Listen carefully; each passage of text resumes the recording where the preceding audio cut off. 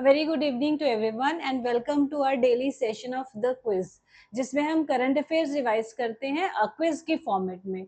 So moving on to the first question of the day. So what is question number 1? Question number 1, which organization has revamped the My Call mobile app to improve the voice call quality, right? तो basically क्या है, my call app पे क्या है, review लिया जाता है, feedback लिया जाता है कि कॉल की क्वालिटी कैसी है, नेटवर्क तो नहीं ब्रेक हो रहा, कॉल ड्रॉप तो नहीं हो रही, right?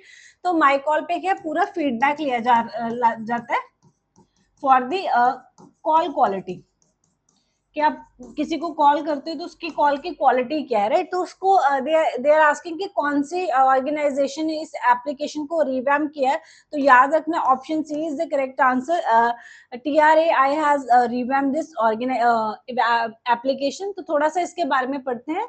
So TRAI has revamped the MyCall mobile application to collect the real-time consumer feedback on the voice call quality. So this app enables the user to rate the voice. तो आपको voice call को आपको 1 to 5 के scale पे rate करना immediately after the call.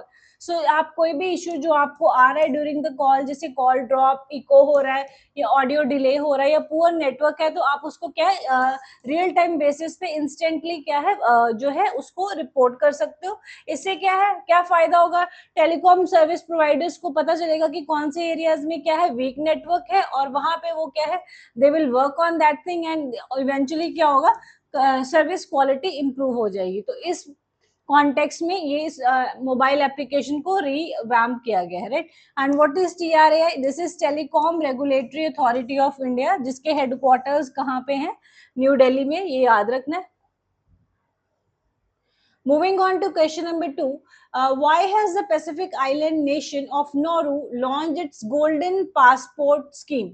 तो basically Nauru कुछ दिन पहले भी न्यूज में था because it has change it's name. तो ये भी याद रखना. फर्स्ट ऑफ ऑल दो रीजन से ये न्यूज में है. फर्स्ट ऑफ ऑल इसने अपना चेंज नेम जो है नौरू से चेंज करके नोएरू कर लिया है, right? As per their cultural pronunciation, जो एग्जैक्ट प्रोनाउंसिएशन है उस पे मूव करते हुए इन्होंने अपना नेम जो है चेंज किया. So this is not a political change, this is basically a cultural change. And अभी दूसरा why they are again in news, because they have launched a scheme, golden passport scheme. And why this scheme has been launched? तो basically क्या है, through golden passport scheme they are giving citizenship by the method of investment. तो basically क्या है, if you invest in Nauru, तो आपको क्या है by the means of investment आपको जो है सिटीजनशिप मिल सकती है under the scheme golden passport scheme. लेकिन आपने इन्वेस्टमेंट ये नहीं कि किसी भी प्रोजेक्ट में कर दो, तो आपने उन प्रोजेक्ट्स में जो है इन्वेस्टमेंट करनी है जो जिनके जो फंड हैं they use for climate change and adaptation and relocation project. So जिस भी इन्वेस्टमेंट का जो गोल है वो ये है to raise the fund for climate change and adaptation and relocation projects. तो उन्हीं को फंड करने के लिए क्या है अगर आप ऐसे प्रोजेक्ट्स में इन्वेस्ट करते हो तो आपको क्या है you can apply for golden passport scheme which is basically what citizenship by investment. कौन से आइलैंड ने ये करा है? तो याद रखना this is Nauru and this is a Pacific ocean में आइलैंड है, तो इसलिए इसको पैसिफिक आइलैंड्स भी कह रहे हैं, राइट? तो ये आपने याद रखना है. So option A is the correct answer. So basically क्या है, Nauru a pacific island nation launch the economic and climate resilience citizenship programme. तो क्या है basically this is citizenship program to finance its climate resilience projects, right? So you can if you are foreign national you can obtain the Nauruan citizenship by investment. और उस investment का पैसा किसमें use होगा? For climate adaptation and sustainable development, जो हमने already discuss कर लिया. आई hope this is clear. Nauru के बारे में, नाम चेंज के बारे में भी हमने डिस्कस कर लिया that what is the new name. तो नोएरू, राइट? दिस इज व्हाट इनका ओरिजिनल जो प्रोनाउंसिएशन है ये उस पे ही मूव कर गए. सो this is basically it's traditional name. Okay, moving on to question number 3. So ये Question number third is Pradeep Rawat, who passed away in 2026 at the age of 74, was best known for playing the iconic villain in which Bollywood film?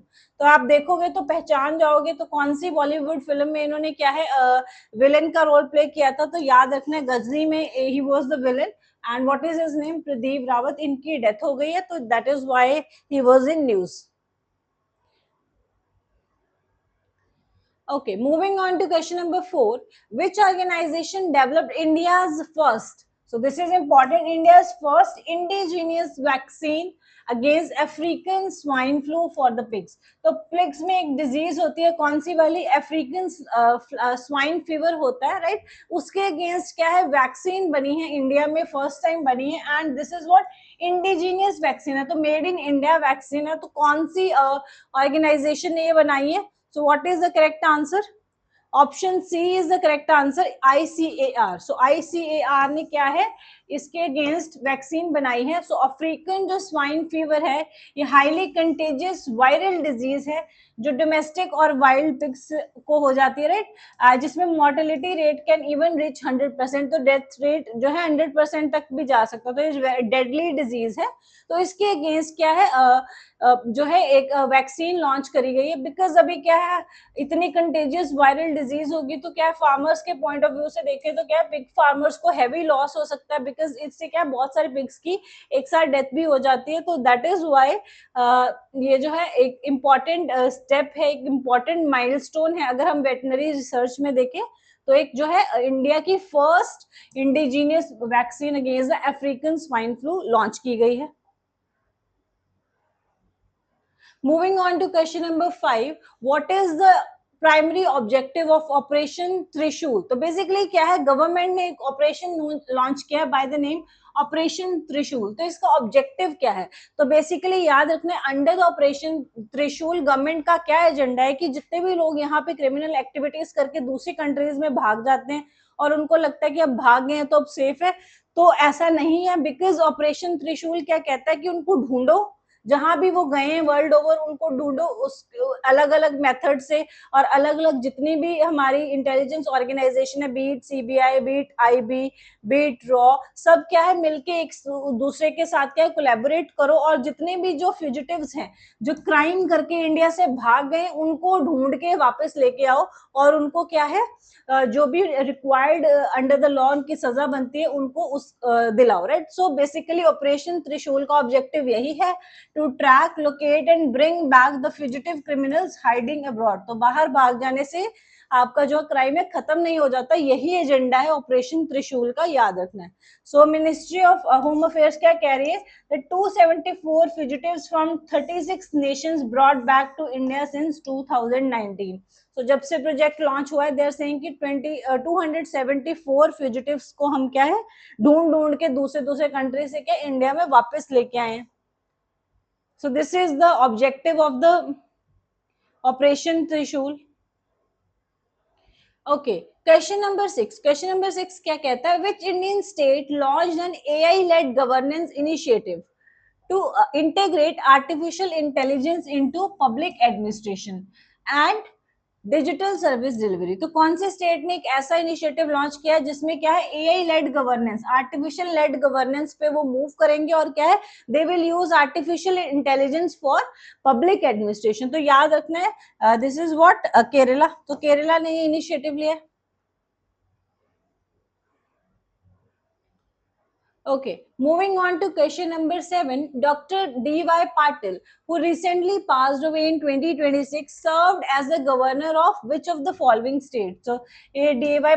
Patil ji थे, right, जिनका क्या है education के field में बहुत contribution था. ये came up with D.I. Patil groups जिसने बाद में बहुत सारे यूनिवर्सिटी कॉलेजेस बनाए, राइट.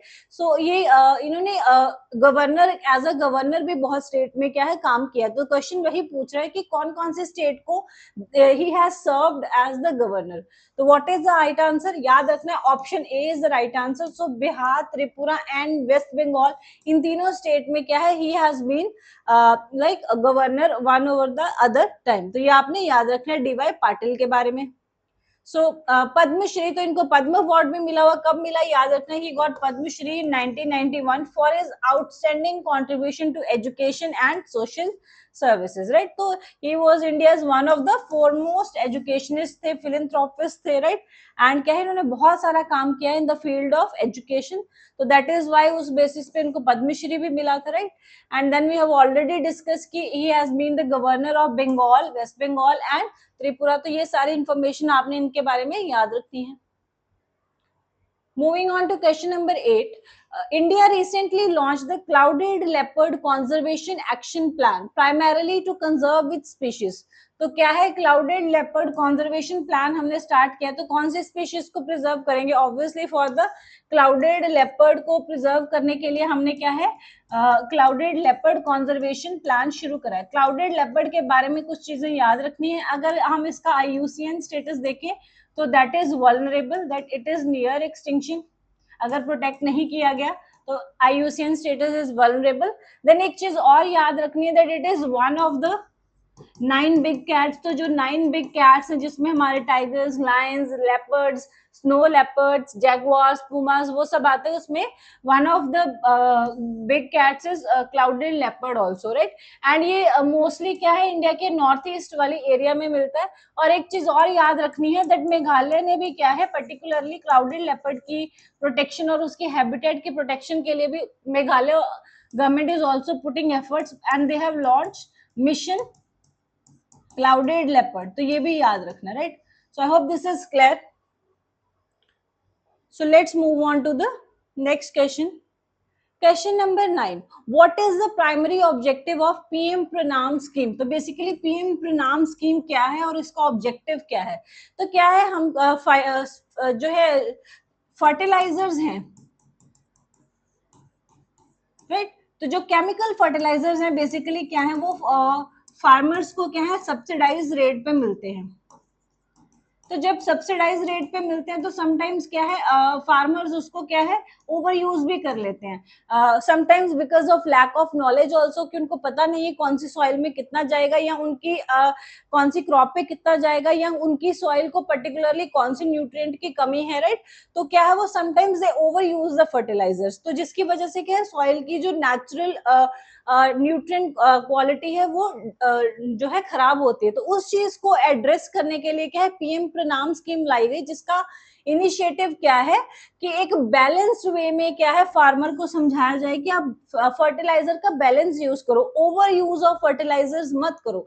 तो इस चीज को क्या है प्रमोट करने के लिए what to promote the balanced fertiliser use, तो क्या है PM प्रणाम स्कीम आई है, राइट। तो याद रखना है, PM प्रणाम की फुल फॉर्म भी याद रखनी है, तो basically PM Pranam stands from PM programme for restoration, awareness generation and nourishment and amelioration of mother earth, right. तो बेसिकली क्या है ये स्कीम का एजेंडा यही है to promote the balance fertiliser use and to reduce the dependence on the chemical fertilisers, right. और जितना भी पैसा सेव होएगा बाय रिड्यूसिंग द फर्टिलाइजर का यूज करने से क्या है कम फर्टिलाइजर सब्सिडी देनी पड़ेगी, तो क्या है वो सेंटर और स्टेट के बीच में शेयर हो जाएगा, ये भी याद रखना है।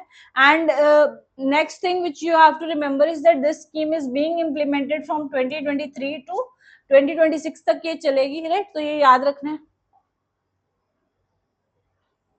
Okay, question number 10. S8000 Bandrol cruise missiles has been developed by which country? तो ये कौन से कंट्री ने नए मिसाइल्स बनाए हैं, तो याद रखना this is a Russian missile. कभी बारी क्वेश्चन आ जाता है, right, they name give you the name जो रिसेंटली मिसाइल्स न्यूज में होती है, तो याद रखना this is a Russian missile. So basically, Russia has recently inducted S8000 Bandrol lightweight air-launched cruise missiles into its serial production. So basically, it is a lightweight है, low cost air launched cruise missile है, right, which is developed by Russia। और क्या है इसकी precision strike है, strike rate बहुत अच्छा, बहुत precisely ये क्या है अटैक करता है। तो याद रखना S8000 is Russian missile। Okay, question number 11. The Dikhar River that was recently seen in news is a tributary of which river? तो ये कौन से रिवर की ट्रिब्यूटरी है? तो बेसिकली क्या है, this is the tributary of river Brahmaputra. And why this was in news, उसके बारे में भी आपको थोड़ा सा पता होना चाहिए, that why Dikhow river was in news. तो बेसिकली क्या है, नागालैंड ने एक प्रपोजल रखा है असम गवर्नमेंट के साथ. तो बेसिकली दे आर सेइंग कि नागालैंड और असम गवर्नमेंट मिलके क्या है, एक ज्वाइंट प्रोजेक्ट लेके आए for the joint river basin management for the river of Dikhow river. तो इस रिवर की दिखौ रिवर के लिए क्या है, they want to have a joint river basin management. क्यों ज्वाइंट रिवर बेसिन मैनेजमेंट? क्योंकि it flows through both the states and then they are saying कि इससे क्या है, बेटर फ्लड मैनेजमेंट हो सकती है. बिकॉज अभी हमने क्या देखा, असम में कितने सारे फ्लड्स आए, तो ब्रह्मपुत्र रिवर क्या है, मोस्टली इसमें फ्लड्स आते रहते हैं. तो उस चीज को एड्रेस करने के लिए क्या है, फ्लड मैनेजमेंट के लिए, इरोजन कंट्रोल के लिए और डिजास्टर प्रिपेयर्डनेस करने के लिए क्या है, एक ज्वाइंट रिवर बेसिन प्रोजेक्ट लाने की बात कर रहा है नागालैंड, जिसमें वो कह रहा है कि हम असम गवर्नमेंट के साथ मिलके दिखौ रिवर के ऊपर एक रिवर बेसिन मैनेजमेंट प्रोजेक्ट लगाएंगे, राइट. सो देन रिवर दिखौ के बारे में याद रखना है that it is a tributary of Brahmaputra river. Comment section में बताना है. In the comment section, please tell me what is the origin of Brahmaputra and what is the name of Brahmaputra in Arunachal Pradesh. Arunachal Pradesh में इसको किसी और नाम से बुलाते हैं. तो अरुणाचल प्रदेश में what is the name of Brahmaputra river? तो कमेंट सेक्शन में इसका आंसर जरूर देना. Moving on to next question. Question number 12. Who among the following has been recently appointed as the Deputy Chief of Air Staff? So DCAS किसको appoint किया गया है Indian air force में? Deputy chief of air staff किसको appoint किया गया? तो याद रखना, correct answer is option B, Tejpal Singh. तो रिसेंट अपॉइंटमेंट्स आर इंपॉर्टेंट. आप इनका क्या है, जितने भी हम काफी हमने डिफेंस से रिलेटेड अपॉइंटमेंट्स पढ़े हैं, तो आई वुड सजेस्ट कि आप सब एक पेज पे नोट करते रहिए सो दैट रिवाइज करना इजी हो जाए. Moving on to question number 13, with which musical instrument is late Subramaniam associated, who was recently honored with Sri Lanka's highest state award? तो बेसिकली क्या है, एस सुब्रमण्यम जी को क्या है, श्रीलंका का हाईएस्ट स्टेट अवार्ड जो है उनको दिया गया. एंड ये क्या है, इज अ म्यूजिशियन, बट ये कौन सी म्यूजिकल इंस्ट्रूमेंट के लिए फेमस है? तो आपने ये बताना है. तो क्या, as you can see in the picture, so what is the correct answer? Correct answer is option A. तो is famous for playing violin. So थोड़ा सा पढ़ते हैं. Doctor L Subramaniam is a internationally acclaimed Indian classic music virtuoso, composer and maestro, specifically renowned for playing the violin, right? तो उनको क्या है, श्रीलंका का हाईएस्ट स्टेट ऑनर दिया गया है in recognition for his immense contribution to the music and for his efforts to what bring the cultural relations between India and Sri Lanka को और strengthen करने के लिए, जो दोनों कंट्रीज के बीच में कल्चरल रिलेशन है उसको थ्रू म्यूजिक स्ट्रेंथन करने के लिए क्या है, उस चीज को ऑनर करने के लिए श्रीलंका का हाईएस्ट स्टेट अवार्ड दिया गया है by the Sri Lanka. Okay, question number 14 क्या कहता है, which of the following places was South India's first semiconductor chip unit inaugurated? तो साउथ इंडिया का फर्स्ट सेमीकंडक्टर जो प्लांट है लग गया है, तो कहाँ पे लगा है? तो याद रखना, this is in Andhra Pradesh. और आंध्र प्रदेश में भी स्पेसिफिकली कहाँ पूछ रहा है? तो याद रखना option D, it is Visakhapatnam. तो विशाखापट्टनम में साउथ इंडिया का फर्स्ट चिप जो है, जो सेमीकंडक्टर मैन्युफैक्चरिंग चिप का जो प्लांट है वो लगा दिया गया. And this is what 2500 crore का प्रोजेक्ट है, जिसमें क्या है, ASIP टेक्नोलॉजीज मिलके क्या है इसको लीड करेंगी. And this is under the India semiconductor mission के अंडर ये प्रोजेक्ट है. तो ये भी आपने याद रखना है. Moving on to question number 15, this is also an important appointment. So who among the following has been appointed as a deputy chief of Indian Navy? तो Indian Navy के क्या है, deputy chief की appointment की बात करी गई. So what is the correct answer? So you have to remember option A. A.N. Pramod has been officially appointed as the deputy chief of naval staff. अभी हमने पहले इंडियन जो है नेवी की अपॉइंटमेंट करी थी, सॉरी एयरफोर्स की करी थी. Now we are talking about Indian navy की. तो दोनों ही इंपॉर्टेंट है, आपने याद रखनी है. Okay, so last question of the day, question number 16. Which of the following launched India's first industry academia nuclear technology orientation program named Anugyan. सो अनुज्ञान नाम से क्या है, एक ओरिएंटेशन प्रोग्राम चलाया गया जो उसमें क्या है, इंडस्ट्री और एकेडेमिया मिलके क्या है आएंगे साथ में, and what promote the nuclear technology के बारे में क्या है ट्रेनिंग दी जाएगी। तो ये कौन सी जगह पे, ये कौन सी आईआईटी ने ये प्रोजेक्ट लॉन्च किया है, कौन से इंस्टीट्यूशन का है, तो ये याद रखना है, this is the initiative of IIT Hyderabad. क्या है, इंडिया का फर्स्ट है ये जिसमें इंडस्ट्री एकेडेमिया मिलके क्या है न्यूक्लियर टेक्नोलॉजी के ओरिएंटेशन मतलब क्या ट्रेनिंग प्रोग्राम है बेसिकली, जिसमें क्या है बेसिकली क्या है ट्रेन किया जाएगा इंजीनियर्स को in the field of civil nuclear energy sector. तो बेसिकली क्या है न्यूक्लियर टेक्नोलॉजी के सेक्टर में उनको क्या है ट्रेनिंग दी जाएगी। तो ये याद रखना है, and this is a 3 month course है। तो 3 मंथ का ओरिएंटेशन प्रोग्राम है, कहाँ पे है, आईआईटी हैदराबाद में है, ये आपने याद रखना है। So I hope this is clear. So all the important question जितने भी थे हमने डिस्कस कर लिए। This is the overview of the class, you have to stop the video here and revise all the question right now only. And जितने भी question आपको class में पूछे गए हैं प्लीज स्टूडेंट्स उनका कमेंट सेक्शन में जरूर आप रिप्लाई कीजिए। So let's meet tomorrow at the same time with another session of current affairs quiz analysis. So let's meet tomorrow. Thank you so much students, study well.